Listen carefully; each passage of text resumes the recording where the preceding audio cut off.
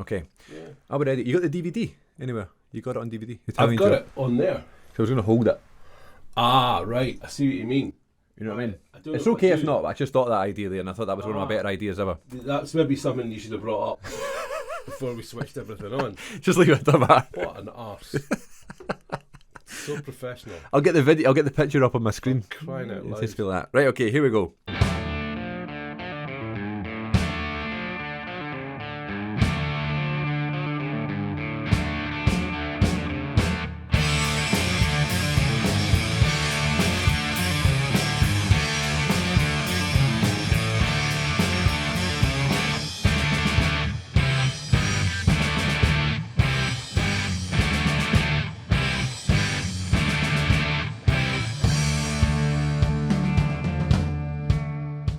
Hello again, everybody, and welcome back to another edition of the Good Bit Podcast. We are here to chat about another classic movie. We're talking really classic this time because we're back in the 60s, right? This is the 60s, that's right. Just in the 60s. And we're chatting about The Italian Job this week. And for you watching the video version of the podcast this week, you might notice something slightly different. And I know what you're thinking. It's the headphones. But I'm also in another room. I'm in a studio right now with my guest. I've gone really dark, actually, in the thing.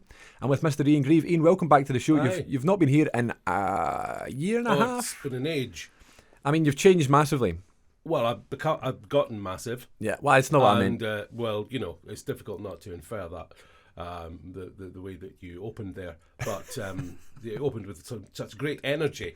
Right. It was amazing. What did you ask me? Yes, I've grown massively. No, I just how have you been since the last time you've been here? I see, yes. Well, it's been an absolute... Oh, I can't remember. It was the Untouchables we did. Untouchables, good memory. Yeah, that was in one of the kind of lockdown-y episodes. Yeah, it was. Over Zencaster, which is no longer a thing in my life. Nor me. No. No, they lost their opportunity at business with us because they cranked their prices up, ladies and gents. Oh, right, I left long before the prices were involved. Oh, really? Yeah, no, I decided to start paying for it, which was a great idea, but I'm also paying for premium Zoom as well. I don't know if you get that through, your institution, but I have to pay for it. Not anymore. No. So, yeah. Sad. But yes, we're here. It's lovely to see you. Thank you for inviting me you. into your studio. This is lovely. No, welcome. This is where it all happens. All the magic. Yeah. I've been to a couple of different places of your residence, but this is my first time here, and this is a full on. Yeah, I was at Maddie's 21st. Oh right. In Perth. Yeah. Right. That was a long time ago. That was 2017, 18. Because she's really old now. She's really old. Yeah. So I've not seen her in ages actually. I need to almost catch a with decade ago, I would say.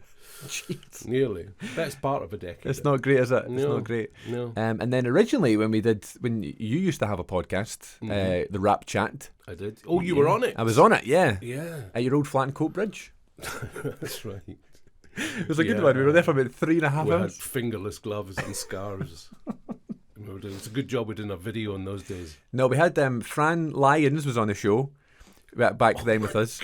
Yeah, that's right. I remember it was me, you, Gregor Duncan, and Fran. Wow. We're sitting around at your fire, and we were doing our, you know what it was? We were doing our top 10 films. The fire, rubbed sticks together. It was an actual fire, folks. It was. Yeah. We were doing our top 10 movies of 2016, I believe. Was it then? 15 or 16, and Fran's first answer was Trading Places. Wow. I think he meant, films he'd watched in 2016. Oh, right. Not ones that had been released, So clearly. he didn't read the brief. No. Yeah.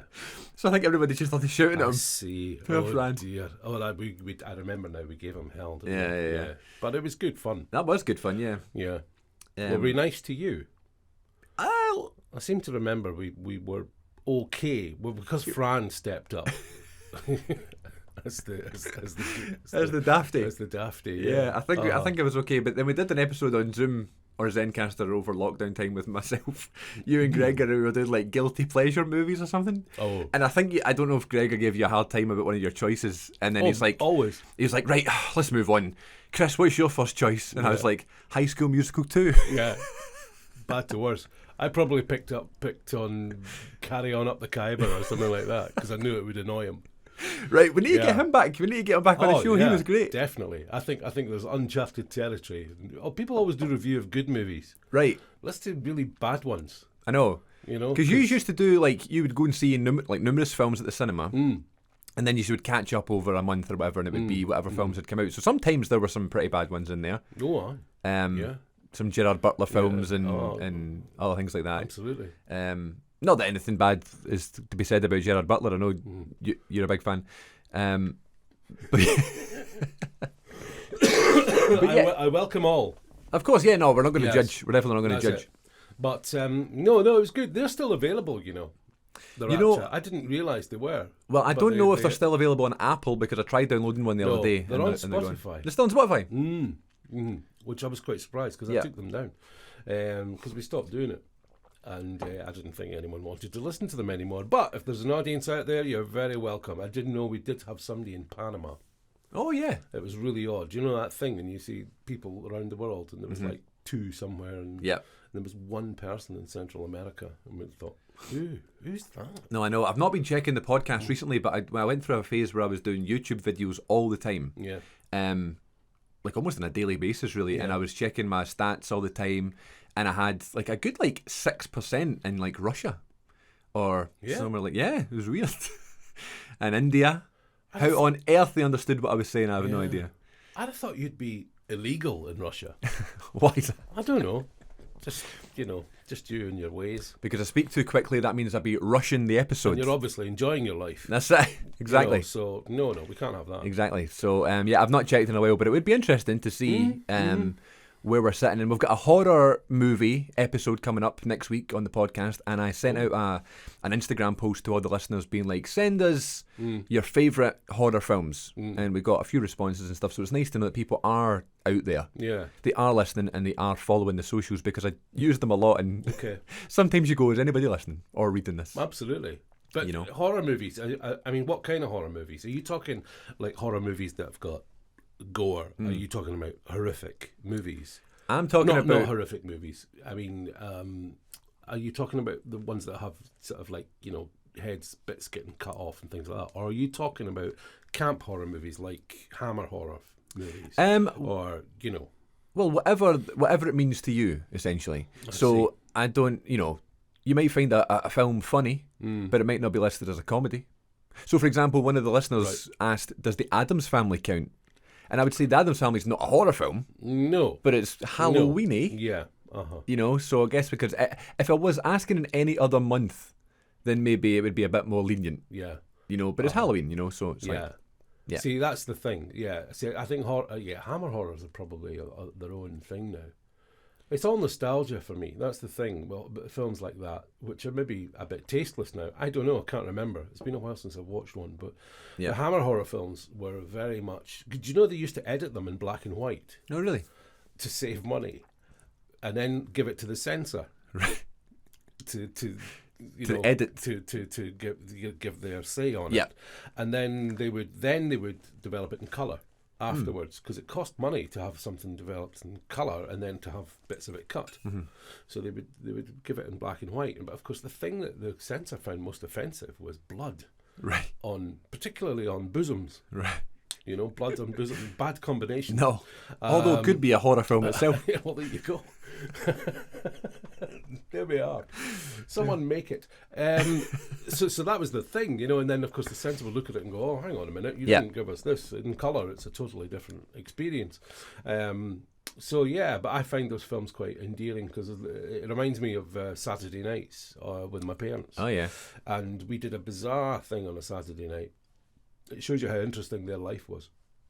We had a black and white television in the upstairs in my mum and dad's bedroom, and it was like that was so exotic, right? To be able to go into a different room to watch the telly, And but the thing was that the BBC used to show a Universal horror film, and then they'd show a Hammer horror film, right? A double bill, if you will. So you'd get the Wolfman, and then you would get a colour Hammer horror film, but we always got it the wrong way around because we watched the black and white film downstairs on the colour TV, and then went upstairs to watch the Hammer horror film on the black and white portable on purpose. I don't. Yeah.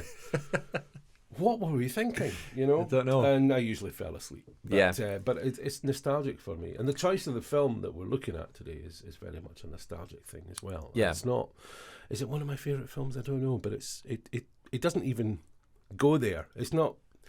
You don't sort of think this is one of my favourite films. You just think this is a film that's been in my life. Absolutely constant in your life. Yeah. And I remember first seeing it, and I remember, and I think that there's so many cultural references.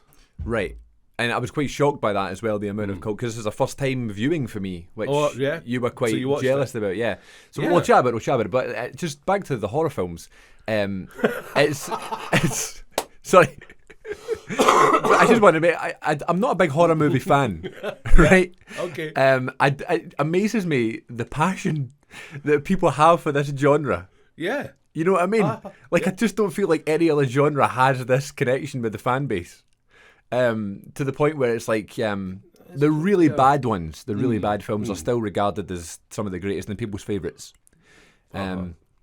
So, for example, like a couple of weeks ago on the podcast, we talked about The Evil Dead, Sam Raimi's Evil Dead from 1982, I believe. And I was like, right, here we go. I'm not great with horror. It's not that I'm a mad scaredy cat and stuff like that. It's just I don't enjoy the thrill that people have when they're being scared. You know, the anticipation and stuff. Like I'll always say, The Shining is probably the film I consider the scariest film I've ever seen, but I still loved the film. Okay, because it was more of a thriller, I guess, right? But in terms of the jump scares and all the gore and the blood and stuff, and people screaming for 2 hours, it's not really my thing. So watching The Evil Dead, I had no idea what to expect. Watched it. It's only an hour and 20. Yeah. Which was alright, wow, nice surprise. But still, an hour and 20 of just loads of blood and people screaming and running away from something that's not there. And I was just like, I just can't. I can't fully appreciate this, and I know lots of people in my life that have these like comfort horror films that say, for example, they wake up at 5 a.m. and they can't get back to sleep and they've got 3 hours until they need to go work. What would they do? I'm going to put on a comfort film to watch, and sometimes they're picking films like this. The Evil Dead and these horror films have, and just it's always been fascinating to me about what people take it so seriously. You know, I don't know in terms of, since it's Halloween season, if you have any favourites that you can remember, since it's probably been a while since you've watched the classics. But yeah, absolutely. But those kind of films, because I don't know, in the 80s, I sort of stopped watching it. I remember going through the usual ones of like the Freddy Krueger ones, right? The Nightmare on Elm Street, yeah. And I didn't watch all of them, but I wasn't attracted to them like a fan. You know, I saw them. And I've got some of the old video, because I grew up when I was younger. There was the video nasty age, and a lot of them got banned, so we weren't allowed to watch them anymore, like Texas Chainsaw Massacre and so on. Evil Dead might have been banned as well. Evil Dead might have been, yeah. But there was others because there was sequels. You know, I remember the sequels, Evil Dead 2, doing even better. Is that because of bigger budget? Probably. That's what I heard. Yeah. Sam Raimi just got bigger and bigger, you know. So for me, it was always the hammers and stuff like that. There was a film though that I did find quite scary, and it's not one that's liked, I don't think, very much. But I was always freaked out by Twin Peaks. See, I've never seen people rave about it. Yeah, seen it. Twin Peaks Fire Walk with Me. I did find. I remember watching that, and it must have been about 1993, something like that. I remember watching it around then and thinking, "Oh my god, it got to me." Yeah. For some reason, and it just was either the mood I was in or whatever. But yeah, I did find that quite. No jump scares really, but just the eeriness and the look on people's faces. I always found the last shot. I saw Psycho again the other day. Oh really? It was on TV, and I always remember, I watched it this time, but when I was younger, I always found the very last scene, the very last shot of Anthony Perkins' face when he looks at the camera. Yes. And I find that quite spooky when people do that. You know, I mean, are we allowed to mention Kevin Spacey? But there's a moment in House of Cards when he does that in the beginning of the second season. Right. And we go through the entire first episode of the second season, and we've kind of forgotten that he talks to us. Oh, does he really? He talks to the he talks to the camera, but he didn't in this episode, and we kind of forgot that he did. Yeah. Until the very last scene when he turns and he looks directly into the camera. Because, do you think I've forgotten about you? Oh, and it catches And you it's off guard. Oh, yeah. I Yeah. find things like that a bit freaky. Yeah. I was really wanting to watch House of Cards, and then I was about to start right as everything kind of happened with him, and I was like, oh, there's no point watching it right now anyway. So I never did, but I did fancy it at the time. Yeah. Yeah. No, interesting. Did you see Smile? There was a horror film called Smile, No. 2022, I believe, 2021. And the kind of the weird thing about that was if you were possessed by this, I don't know if it was a spirit or a demon. I think if you witnessed a death, then you were possessed by this.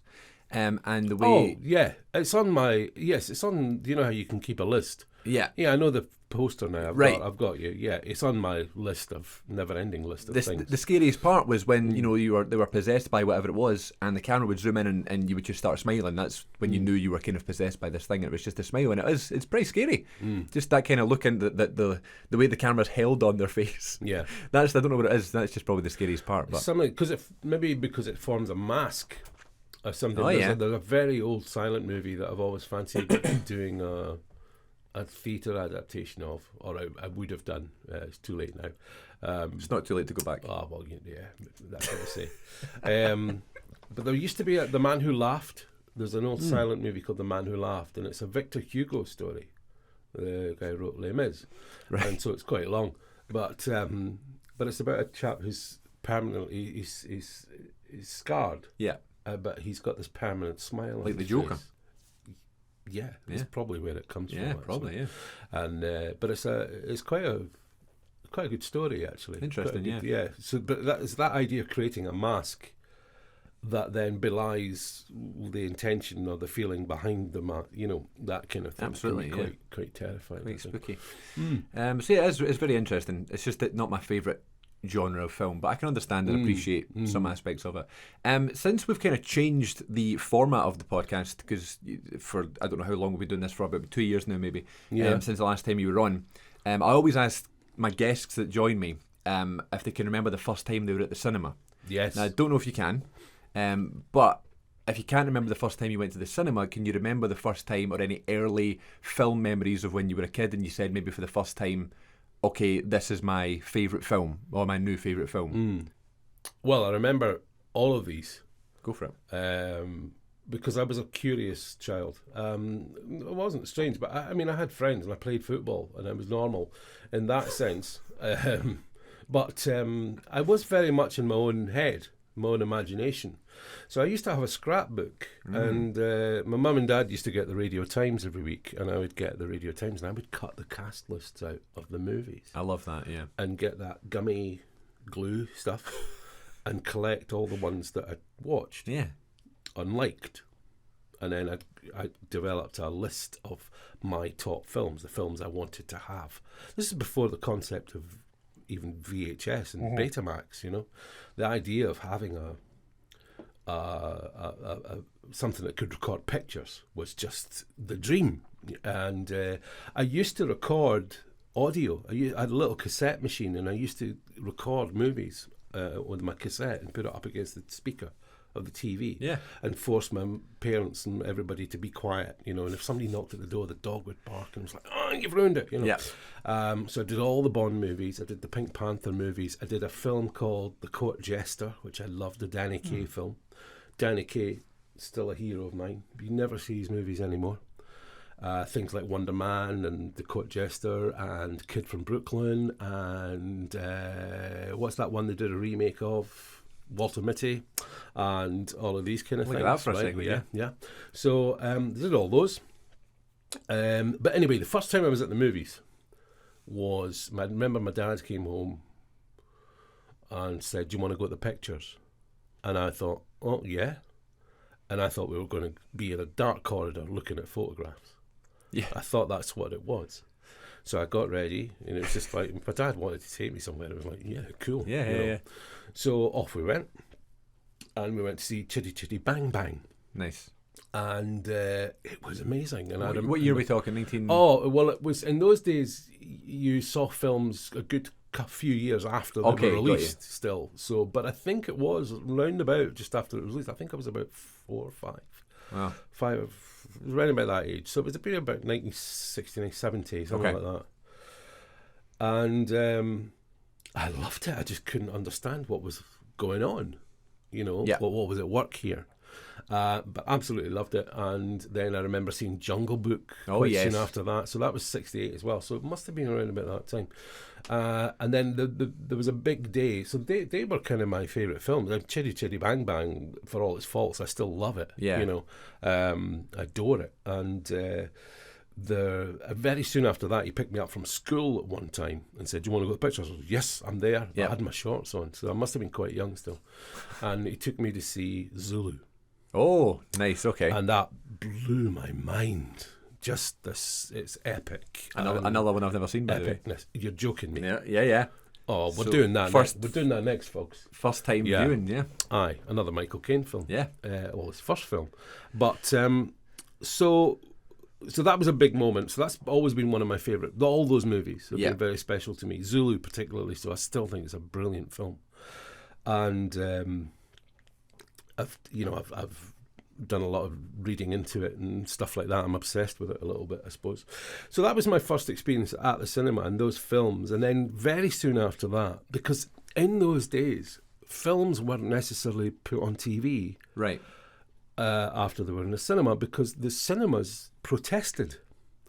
So that's why the Bond films weren't actually on television for about 13 years. Right. In Britain, after their initial release, because the cinemas protested and said, no, we need, because they would show double bills. Right. And my introduction to Bond films was one of those particular weeks where they would have all 6 Connery movies on through the week. Wow. So there was 2 for 2 nights, and then another 2 for 2 nights, and another 2 for 2 nights. Yeah.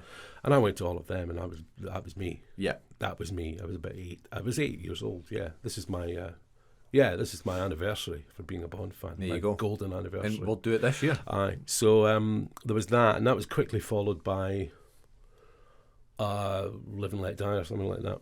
Anyway, so those experiences of going to the cinema, that was a very special place. It still is. I love the cinema. But watching films on television, like I used to collect them. And and one of my big favourites was, as I say, it was amongst those, the Zulu or the Court Jester. I loved the Pink Panther movies. Me too. Bond films were just an event. And I remember it was October 1975. That's when Dr. No was first on TV. So those kind of events in the house were very, very special. And I remember one of my school friends saying to me, "You like films, don't you?" And that was when I realised I did, because I hadn't thought about it until someone else told me. That's your thing. You're really into films, aren't you? And I'm like, yeah, I am. Yeah, okay. Yeah. And I hadn't thought about being in any of them or any. And my first fascination with films was probably production design, things like that. Yeah. I was more into that kind of idea, I think. Absolutely. At that age, I think when the first time you go to the cinema, it is a life-changing moment for you, right? You see it on the big screen with the sound, and it's just totally life-changing, especially if you're interested. They were particularly big, the cinemas. Right. That was the thing. Oh, the reason I mentioned short trousers was because the seats were quite jaggy as well. But you used to get these things. I mean, they were massive cathedrals. Yeah. For cinema, the Art Deco places, and before they were cut off into 3 or 4 different little cinemas. Yeah. You had the big massive ones, and they were incredible. And I always remember the slight reverb as well when you had the sound, because it wasn't dead like it is now in the big cinemas. There was a kind of reverb which very much is still quite a nostalgic sound for me. When I hear a movie through slight reverb, it's kind of like, oh yeah, that's what it sounds like. That's what it sounded like. It was like that. Yeah. So you prefer the kind of busier cinema. You like the bit of atmosphere. No, I hate people. Me too. I hate people. I like the idea of the cinema being busy, but not when I'm there. And I hate people sitting behind me. Yeah, I would, if I could afford it, I'd buy the row behind me. Or the screen and all the seats around me. I just and I would donate money to a cinema chain, not to sell food, not to allow food at all.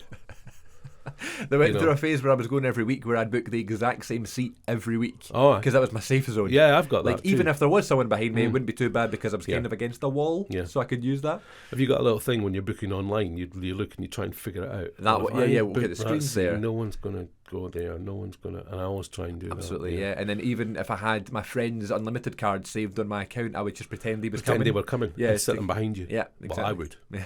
I've not done that, but I had them beside me. Yeah. Yeah. Absolutely. I know. Can't bear that. But yeah, going to the pictures, it reminds me of that airplane gag. You know, when they're in the airport and they're doing the report and they go, "Okay, folks, let's get some pictures," and they go and start taking things off the wall. Yeah, that reminds me of that.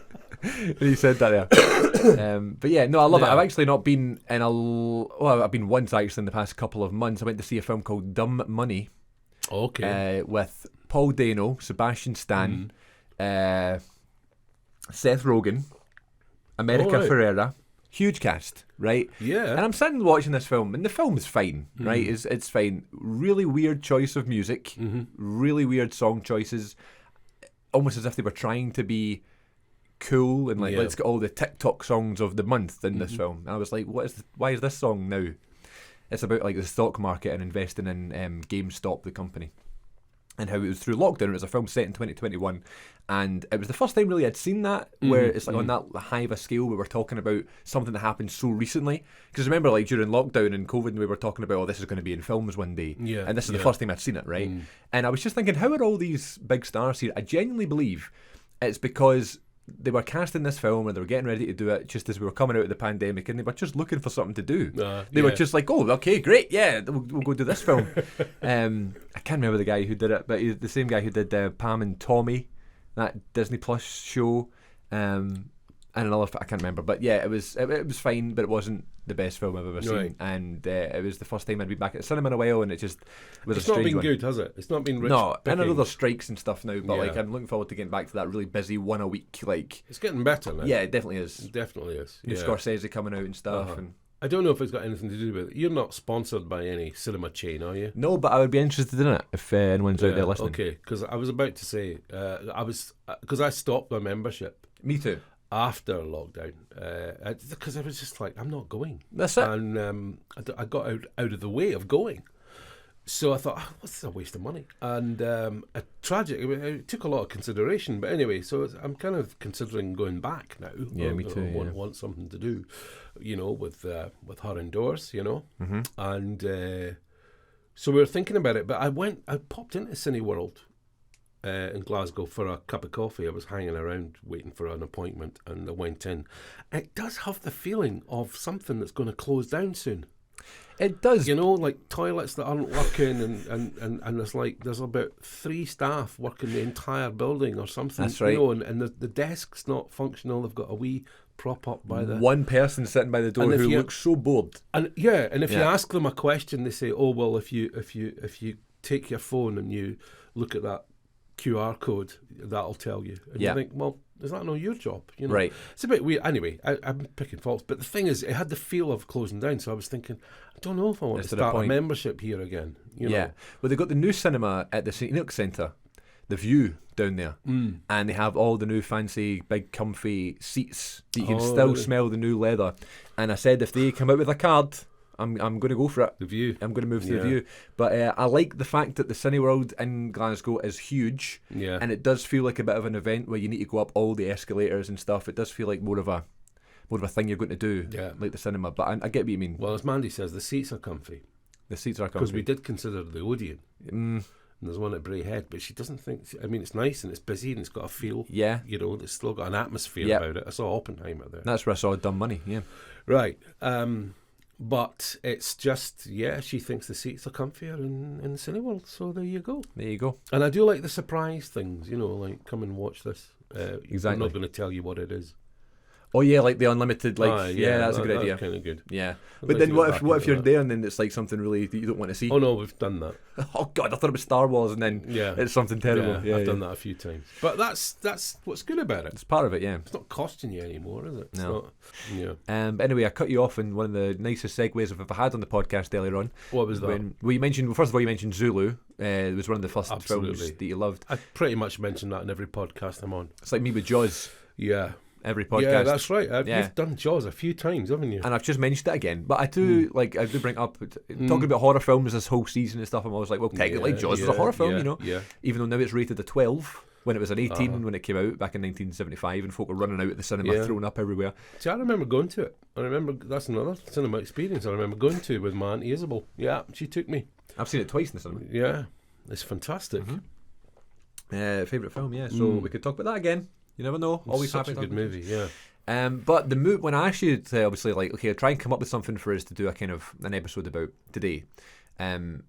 You strike me as someone that doesn't have one favourite film. No, because it's impossible. It's impossible. It's the hardest. It's the second hardest question in the world behind what's your favourite food. Yeah. But we talked about the Italian Job because Michael Caine has just announced his retirement, 90 years of age. Yeah.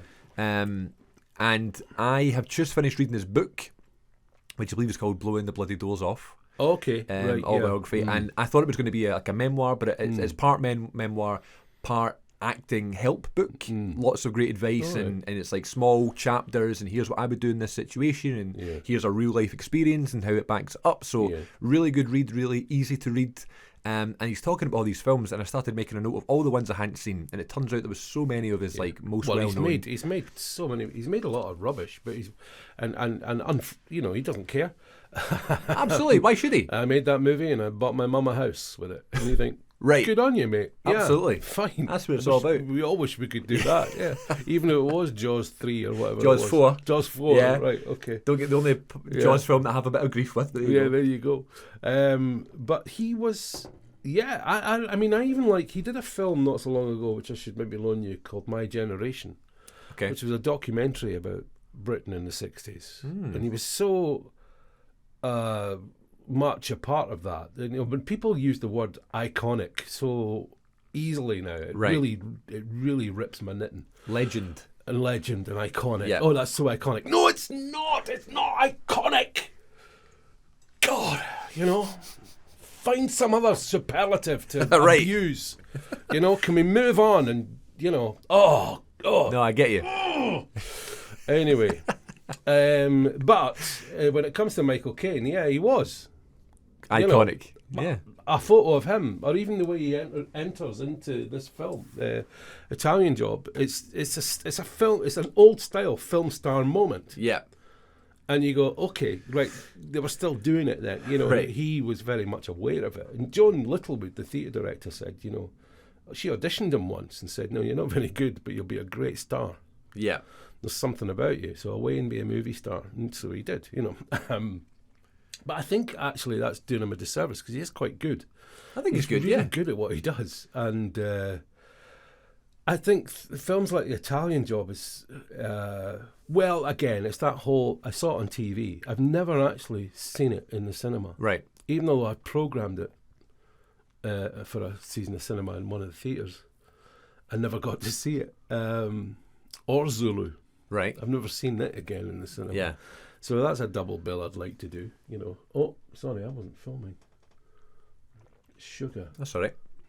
I've never seen Italian Job in the cinema. I've never seen Zulu in the cinema, but it was very special. It was on the 70s. It must have been the 70s, because I'd have videoed it if it was in the 80s. I didn't even record it, but I didn't even know what it was going to be. I remember the TV Times, and there was this whole thing about The Italian Job and 3 minis and Michael Caine, and I thought, what's this? And when I saw it, it blew me away. I was like, this is such an incredible amount of fun.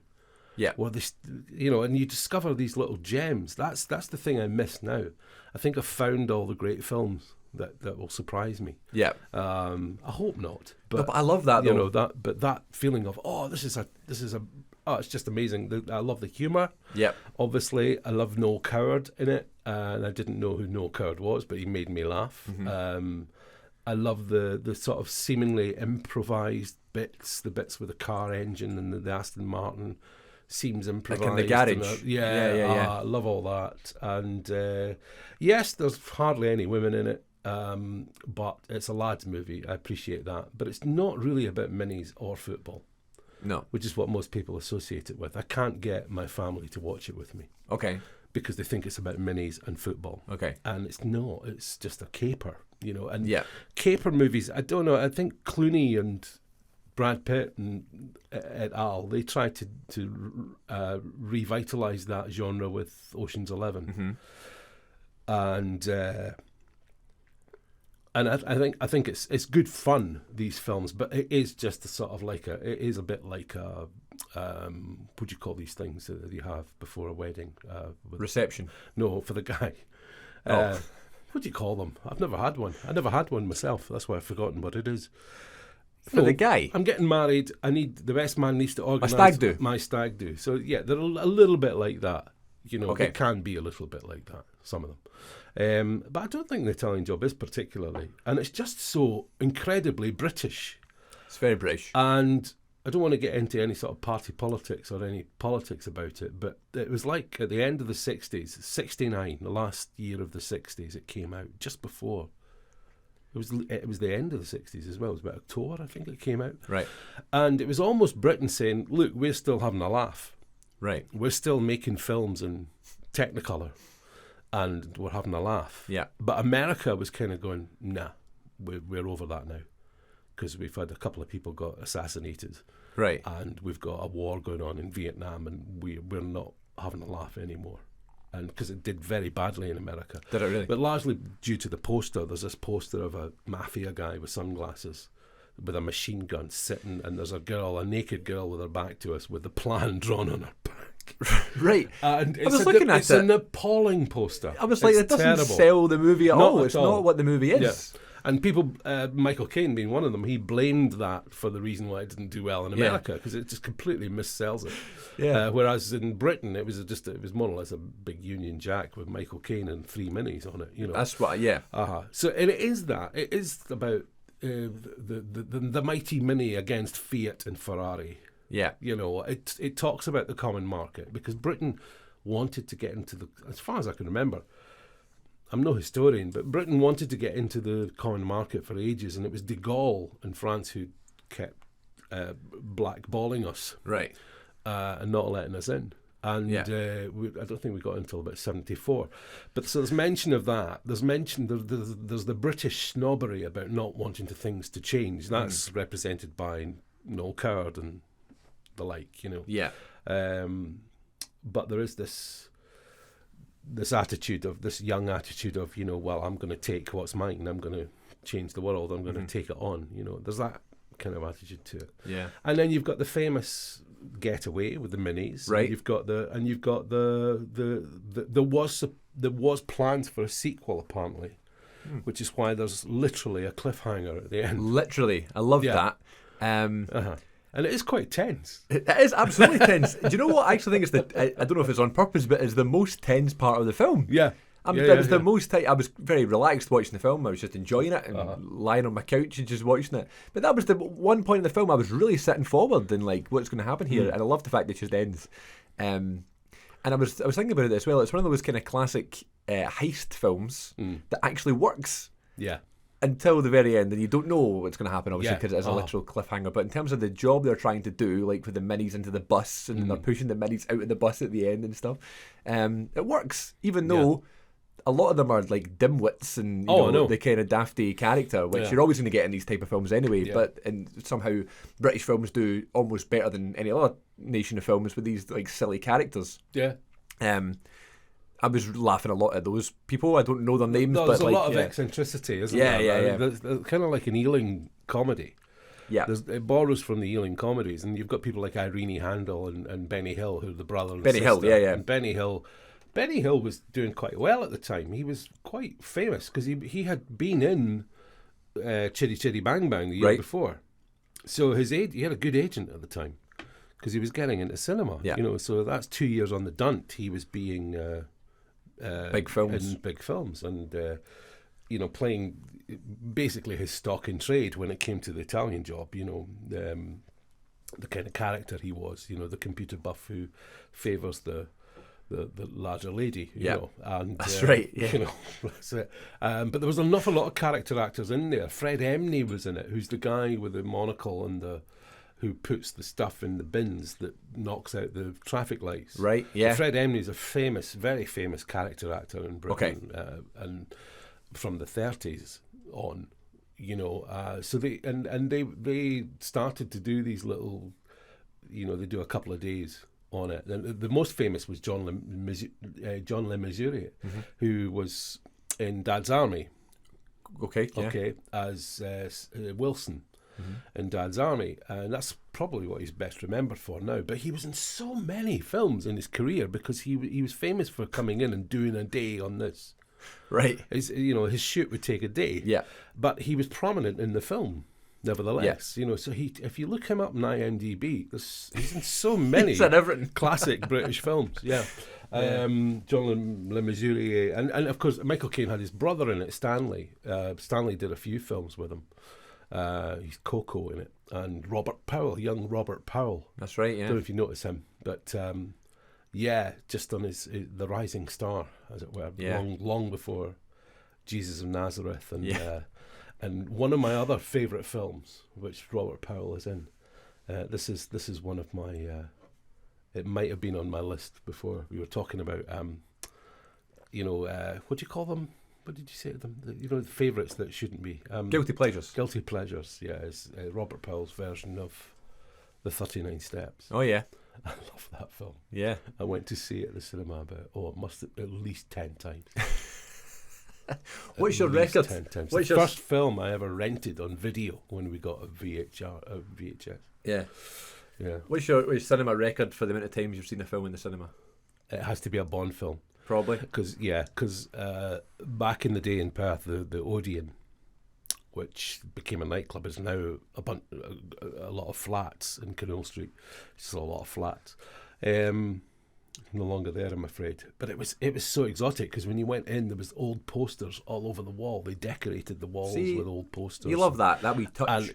And I that was magic. Absolutely. Films that I'd never heard of, never seen. I thought Sean Connery's name was Sean Connery. I thought, how do you pronounce that? Sean Flynn. Yeah, no idea. It was very early. And anyway, I remember you used to go to the Odeon and you go to the first viewing of something like Spy Who Loved Me, and you could sit there all day and night because you would just sit and wait, and then it would show again. Next one would come on, and then it would show again. You didn't buy another ticket. You just sat there. Yeah, and nobody cared. Check, and I did that a few times around about that period with Bond films and double bills and things like that. So it's bound to be one of them. Yeah. Mine was Star Wars for the record. One of the newer ones that came out. Yeah, I think maybe The Force Awakens. Maybe saw it a few times, but I definitely haven't been 10 times like you're saying. I'd been that, and that was paying for it mostly. Yeah, I think I paid about 5 times, and I watched it twice, all those times. Yeah, I love that. Because we were doing it. I remember when I was this is really dull and boring, but when I was doing O grades, as they were then, and I was in second year, I think, at high school, we were doing the 39 Steps as a book. All right. And I hate reading. Just for the record, I hate reading. I can't bear it, especially plays. But books and stuff, it was like, I do like books, but curiously hate having to read something. You'd rather someone just tell you. Sunset Song or something like that. Oh, please, God, no. But even 39 Steps, which isn't very long, I just couldn't bear the idea of reading it because I was told I had to. Right. And that's just, I'm a real contradictory person that way. Yeah. So I went to see this movie thinking it would help me. Nah. Not so much. Well, it's completely different, isn't it? So I don't know. Yeah. And my teacher caught me out. Oh, really? Yeah. You instead of read the book. Where did you get that from? That whole thing about Ariadne? And I'm like, well, I just thought it was in the... No, it was in the movie. Well, it's funny you say that. Like sometimes when I watch a film for the podcast and I'm not really sure. Do you ever get this? I don't know if you're the right person to ask this, but you watch something and you don't really know how to summarise your thoughts. Like you get too many things to think about. You don't really like, or even if it was kind of middle of the road for you. Well, I didn't love it. I didn't hate it. It's just kind of there. Like sometimes I struggle with that. So if I'm watching a film for the podcast and I don't really have an hour's worth of material to talk about, I'll look up some things online and. Yeah. I'll watch some reviews and that sort of thing to see if, I agree with that point. There's a thing on YouTube now that's quite big, the movie reaction video, where someone has literally filmed themselves like we're doing now, watching the film, talking about it. They've not filming the screen, filming themselves watching the film, and then they've cut it to the high points of the movie, and they've done like a commentary over it or whatever, and funny reactions, and oh god, the car exploded or whatever. Good God. And that's like the thing on YouTube. So that's a thing now. Like, Do people actually... absolutely. And that gets viewers? Absolutely. Hundreds of thousands, right? So I did this for the Italian Job. I searched for the Italian Job, and there is a Scottish girl actually from... Nope, it's gone. From somewhere in Scotland. She's watching the Italian Job for the first time ever, a bit like me. And she's commenting on it, and she's like, "Oh, this is a boys' movie," and stuff like that. Oh, yeah. And I was like, "Yeah," but then she kind of appreciated it and stuff. So I was kind of, it's funny watching someone else watch the film, and seeing if you agree with their opinions. If you, sometimes it's horrific because they're saying stuff that you definitely don't agree with, or you know is not true. Yeah. Especially when you watch something like Star Wars or one of these big films that you know, well, at least I know so well. Well, that's going to aggravate so many people. Well, yeah, Isn't it? just the fact it's a big fan base like Star Wars, but like, you don't get these big reaction videos for a film as, you know, like the Italian Job or something a bit more kind of like, here's the story and just enjoy it. It's the kind of big fandoms that people really get engaged by. I knew there was ones about listening to songs for listening the to first time. songs, absolutely. I did that for films. A bit. Yeah. I just can't imagine filming myself for that length of time and just a lot of the time I'm just watching the film. What kind of ego drives that? Don't know, man.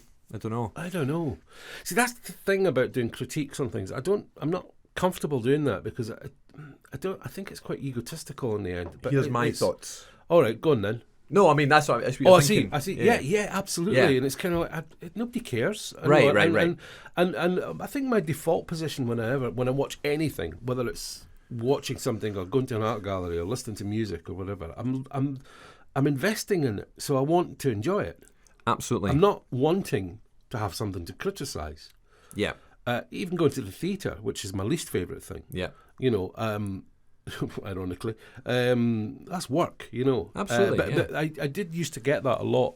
Because if you're a director, you get asked, what did you think of this? What did you think of that? And I'm not one of those people who has instant... can sum things up instantly. Yeah, absolutely. You know, and because I don't like to do that, because then I'm frightened I'm going to miss something. I always like to sort of like sleep on it. And I have done that with several movies where I've gone to see a film and I've hated it, and then I'll go, and I've learned now to do that thing, and I'll say, okay, this time I want to go with Mandy or go with somebody and watch it again. Through their eyes. Yeah, that happened with me with Arrival. Oh, yeah. I remember I hated it. I thought, oh my God, I can't bear this film. Oh my God. It's so slow. And the second time I saw it, I loved it. Right. Thought it was fantastic. La La Land was another one. Yeah. La La Land, I hated. And went to see it with Mandy a couple of days later, and I just loved it. I thought it was one of my favourite films. Yeah, me too. It's things like that can happen. You know, you've always got to bear in mind that the circumstances in which you view it, absolutely, who you go with, are absolutely vital. Do you ever get nervous when you've loved a film or it's one of your favourite films, and say it's your partner or a friend or whatever, and you go, I'm going to now show you this. Yeah.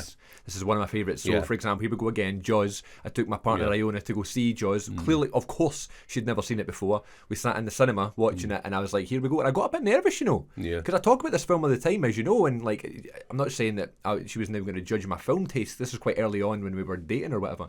But she would thought, oh, I'm this guy that knows a lot about films and stuff, and this is one of my favourites, but better be good. Yeah. And I got a little bit nervous. Absolutely. You know? I wouldn't do it. No, I'm not going to show Big Lebowski to Mandy. not the best. Because she'll look at it with an absolute straight face and wonder what's so funny. And, I want to see a Will Ferrell film. Likewise, Young Frankenstein, something like that. No way, she'll ruin it for me. I want to see a Will Ferrell film, and came into college the next day and told Gregor, well, wait till you see this new film, it's so funny. The worst person to talk about a new modern comedy with. Yeah, with Will Ferrell. Will Ferrell, his least favourite actor. Yeah. No, it's really interesting. Not at all. Some Like It Hot's on my list as well. Right, okay. Not to share with people. Yeah. I would like to make a list of my kind of guilty pleasures, that because I feel like I'm probably a little bit more forgiving about newer films. I could make you a list of films for you to watch and see what you think. Yeah, okay. I don't mind that. But if you offered me like a list of books to read, right? That's why I could never join a book club. or be on one of those programs with Mariella Frostrup where it's like, right, and we're going to look at this choice, with other people choose what to read, and you've got to read what they want to read. Oh, no. I nearly did a thing one time where you send away a book and you get a new one every month from someone else in the world. It's like a book club, but it's called the book club. It's a book club, It's probably Reader's Digest. Yes. And I just never committed because I was like, there's no way I'm going to... It was like New Year's resolution, actually, of mine. Like, I'm going to try and get a better reader, become a better reader. All right, okay. And I just never really succeeded. Reading Michael Caine's book was a pretty big thing for me. It is, yeah. Yeah. Uh-huh. And on that note, let's get back to the film. Well, you're just tastefully avoiding it. We've covered the plot. That's it. It's done. Yeah. There's it's just one of those films that's got moments in it, and it's not one I would show to other people. So why are we discussing it on this program? Well, because it's not so much about the film itself. It's about the fact that it's one of those curiosities, and everyone's experienced that. Everyone's got a sort of little collection of films that they wouldn't want to show to other people, right? Because it was a special moment. I can think of loads because I'm quite old. But Murder by Death is another one, which is Neil Simon wrote. Oh, really? And it's got Peter Sellers, it's got Peter Falk, it's got David Niven, Maggie Smith, James Coco, Alec Guinness. Wow. And it's nonsense, utter nonsense. But it's another one, and I remember I watched it one morning when I come back from college or something like that. I can't remember, and it was a time when you shouldn't watch movies. I remember arriving home and I wasn't at school or something like that. It was a time when normally I wouldn't be in the house, and certainly not watching movies. And it was probably snowing outside, and it was nice and snug.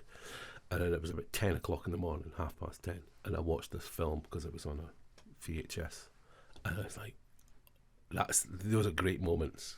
Yeah. When you discuss, and so then the film becomes special, but it's not shareable. You can't say to people, watch this, you'll love it, because they haven't got that special nostalgic connection to it. Connection. And I think you have to be very forgiving of those kind of things. Absolutely. For me, there's a lot of that. I tell you what it is as well. Another aspect of it, which is more general for people to listen to, is my kids won't watch anything that's in black and white. Okay. So Some Like It Hot is off the table.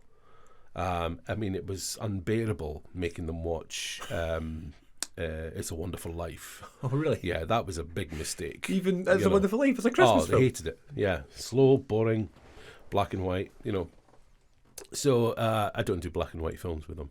Okay. I keep it to myself, And but I remember a point in time in cinema when cinema got weird.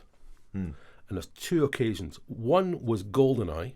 When I first saw, which I really like GoldenEye, he's back. Yeah, but it's different and it's weird looking.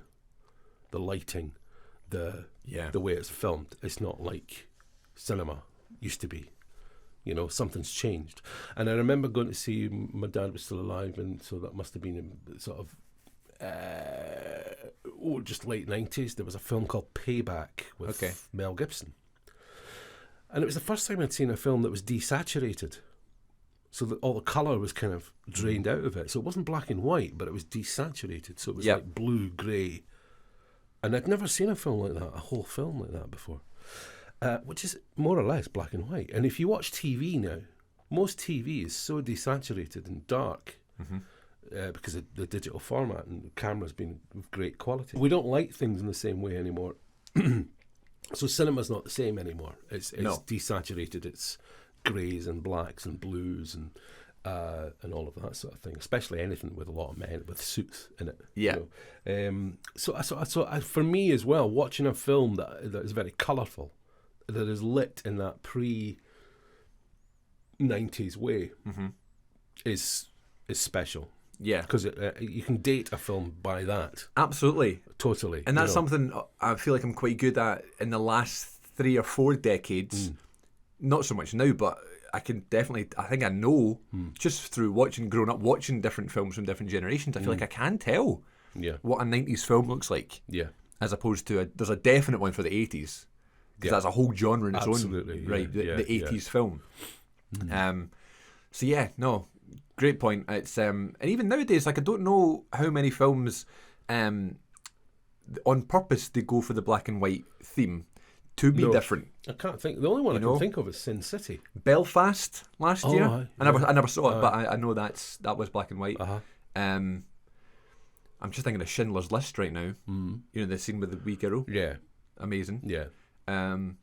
But you're talking about the bit that has colour in it. The one bit, you know, as opposed to the rest, you know, because it stands out. So yeah, I don't know. It's an interesting thing. But the Italian Job isn't black and white, and it was 1969. Yeah, right at the arse end of the 60s. Yeah, when the Beatles were still together, and I think Britain was in a better mood than I. As I say, I'm not a historian, and people talk about the end of the 60s happening with the assassination of Robert Kennedy or Martin Luther King or Altamont, the Rolling Stones gig where someone was stabbed or something. Right. You know, it's the end of the 60s. We've lost our innocence.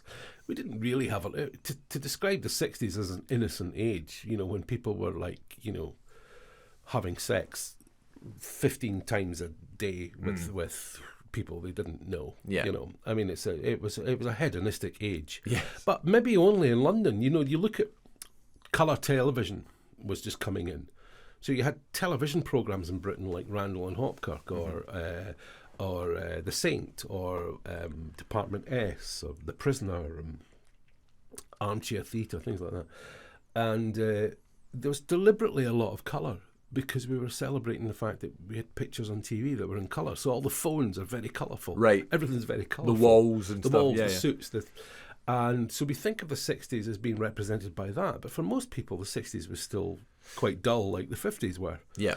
And it was just happening in London, you know. So nevertheless, that's why the My Generation film is so interesting to see. There was still a lot of social issues being tackled. Particularly for women, particularly for homosexual people, because that was still illegal to 67, you know. And the previous film, or one of the previous films that the guy who directed, Peter Collinson, who directed Italian Job, his previous film was Up the Junction, which is very much deals with those kind of issues, you know, where you've got unwanted pregnancy, and you know, and it talks a lot about upward mobility. Okay. About young people, you know, how do they break out of the circumstances they've been born into and achieve other things, you know. And the 60s was kind of a time when that possibility was really being explored, because you had the rise of all these working class young men and women who were becoming famous and successful. Right. In their given field for the first time in history, you know, that kind of thing. And that relatability factor was there now with a lot of people. Yeah. And maybe that's the success of Michael Caine too, because he is pretty relatable in terms of just working class boy. Absolutely. The accent, he's.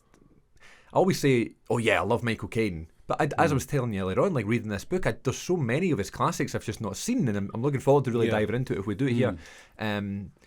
You know, I think he's the best Alfred. You know what I mean? But that's like the new modern version of his career. Absolutely, yeah. You know what I mean? That was after the first time he retired. Right. Christopher Nolan hauled him out of retirement. Right. Yeah. But he's evergreen. He's absolutely. I mean, I love the Harry Palmer films. They are the antithesis of the Bond films, you know, where everything, he goes shopping and he shops in supermarkets and he wears glasses and he's not the same as Bond, but it's one of the Bond producers who did it quite deliberately. So there's that trilogy that he was involved in as well, and just a fascinating career. And then playing villains, you know, like in Get Carter and Scrooge. Yes. And the Muppets Christmas Carol. Good. But he's had a few howlers. I mean, Without a Clue, when he's playing Sherlock Holmes with Ben Kingsley. Oh dear. I've not seen it now. Saw that in the pictures. Oh dear. Oh dear. And what was the other one that he did? Oh, Bullseye, the one with Roger Moore. Oh yeah. Michael Winner. That's. I mean, I don't even know if it's available. It's no, so bad. It's so bad. Yeah. Wow. So yeah, he's made some howlers, but I don't know what's the point of all of this about thinking about the Italian Job. I just think the feel-good factor of it, the subject really is about nostalgia and how that affects how we value films. Mm-hmm. Not necessarily for what they contain and the merits that they have, but your relationship with them. And that's one of them for me. You know, that's why I've got a Mini now. Because I thought, because of this film, Minis are okay.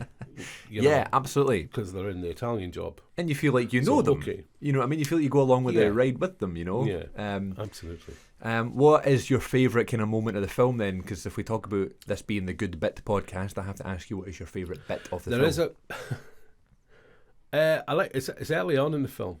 Bizarrely, it's the bit when Noel Coward's character, who's Mr. Bridger, who's in prison, but is in charge of everything, even the boss of the prison. You know, he's a bit like the king in the prison. Yes, you know, and he's very British. He loves the Queen, and he has photographs of her everywhere. And there's a scene where he realizes that the mafia are onto them. So he says, "Right, we have to arrange a funeral." And there's this funeral arranged, and it's all very choreographed. Yes, it's beautifully choreographed. You know, the Italian bits and this funeral that they have for Aunt Nellie. You know, and you better come back and make a good job of it, because if you don't, like as not, Aunt Nellie will jump out of her grave and kick your bloody teeth in. And there's just something about him doing that. You think, yeah, that probably took a day. And he just sort of turned up and did it. It wasn't long before he died. He died about 4 years later. Yeah. But it's just amazing to see that bridge of different British things all mixed in. You know, Michael Caine and Noel Coward. Are you kidding me? Yeah. You know, it wasn't until much later, the next decade, that Michael Caine did Sleuth with Laurence Olivier. Right. And you had the meeting of those two different cultures again, two generations of actors, which seemed to be quite significant, or at least the commentators at the time thought so. But there is something about that film that shows off Michael Caine as a total movie star. Okay. And he's not even breaking sweat. You know, there's something about it. The way he walks, there's the cut of his clothes. And this is Sleuth. No, this isn't the Italian job, yeah. And it sort of set all that. It didn't set it all up. I mean, he was established by then, I think, in America. Yeah. So I think it's just the last hurrah of the 60s, cinematically, from Britain. Because after that, they sort of went into the sex comedy business. Okay. And it was sort of got cheap and low budgety, and there's nothing cheap and low budgety about this film. And for me, it seems to be the last kind of like, well, we'll just leave that there. Yeah. No. Yeah. I like the kind of the rehearsal of all the moves and stuff with the cars going through the brick wall and stuff like that, and then it blows the doors off. You're only supposed to blow the bloody doors off, and it blows the whole car up. That was the moment where I was like, okay, so first of all, they're all just having a great time making this film, and at that moment is when we're supposed to also be having a good time watching it. You know, it's just its reaction. He just turns slowly and looks at the kind of idiot that blew up the entire car, because they've only got the 3 minutes to work with now. So it's I like the plan, you know, of the heist. And I just love the fact that it goes on and on, but it works. Yeah, the traffic stops and all that stuff. You know what I mean? I like even characters like Camp Freddy. Yeah, and he's not particularly camp. No, not at all. He's outrageously dressed. But I think, what a wonderful name. And there's the Butch guy, Butch Burt from Fulham. And it's just, I don't know, it's just like a cartoon. It's brilliant. Yeah. Camp Freddy. He was such a good actor as well. Guy that played Camp Freddy. Can't remember. I was going to say that's obviously not his acting name. I'll find that on IMDb. Tony Beakley. Look at that for knowledge. Died in he died young. He was only about 52 when he died, unfortunately, because he was also in the Pink Panther movies. Oh, was he? Do you know the Pink Panther films where I think it's Revenge of the Pink Panther, where he's dressed up as the Godfather and he farts in the lift? Yeah. Tony Beakley's in that scene behind him. Yeah, trying not to laugh. Yeah, I love when you see that in films too. Yeah, you know what's happening. Yeah. That was it. I think that I think it was the All Right in the Night movies that made that Pink Panther film Yeah. so popular. Right. Everybody wanted to go and see it. Yeah, because that one's much more popular than the first one. I don't know if Yeah. it's just because the first one's slower, but like everyone loves the Revenge of the Pink Panther more than. Oh, aye. The first ones one. in the 70s were definitely better. I mean, A Shot in the Dark is better than the Pink Panther. Right. Because the Pink Panther's a bit confused because it's not a Clouseau film Right. as such. He's a character in it. Yeah. It's a David Niven film. Yeah. You know, of anything. And then the second one is about and the second Clouseau. one is Clouseau. Yeah. Yeah. Uh-huh. Not to mention the Steve Martin ones from the 2000s that are guilty pleasures. Guilty pleasures. Absolutely. Yeah. I mean, Steve Martin's brilliant. Yeah. I love Only Murders in the Building. Not started. It's been on my list for ages. Yeah, it's great. Really wanna Martin watch Short's it. fantastic. Selena Gomez. Yeah. Yeah. Need to check that one out. But yeah, so we will be, just a spoiler to everyone listening, we're going to be planning on doing some more Michael Caine films coming up soon. Maybe I don't know if it's a deep dive we're going to do, or maybe pick like his top 5 most popular films or something like that. Something like that. Yeah. We could do that. And there's loads of ideas we have that we'd like to kind of take forward, whether it's into the new year or the next kind of phase as we go into this new era. Yeah. And I would personally, I would welcome people's thoughts on which cinema to subscribe to. Great point. Yeah. You know, who's the best value? You know, best value at the moment. You know, I will go to the View because they do have cheaper tickets, but I would love to do a membership thing so you don't have to worry about that each time. But I don't think they do it. You know, I think you can do it at the Odeon. You can do like a premium membership. Yeah, you can. Or something. Yeah. Odeon Lux or something. So I do kind of want to get back to that just to see, as I was saying, like those films you would never have gone to see on your own. Absolutely. That you kind of go, oh, that was actually really good, or not, you know. Yeah. We have lots of things in store. I want to do deep dives on directors, years in cinema, and then just talk about new stuff. Yeah. So if you're up for it, that's very good. This has been a bit rambly, but listen. The thing is, that's it. We're looking for new avenues now, Chris. That's it. Yeah. That's and it, if anybody has any ideas out there, please let us know. Yeah. But yeah, thanks for having me over. Thanks for the coffee. Not at all. Did you have a biscuit? I had one biscuit. I have 2 remaining that I'll enjoy now. Oh, he's taking them away with him. In my pocket, yeah. See that? I'll take the plate as well. But yeah, I'll be back if you'll have me Yes. in the new year, and we'll do some more film chat. Fantastic. Yeah. All right. Well, thanks for having me, my love. No, of course. And, welcome anytime. Yeah. Well, lovely. That's nice of you. There you go. That's very good. I'm just looking at my notes to see if there's anything I didn't discuss. I think I covered it all. Well, I wrote notes and I forgot to bring them, so that's a good start.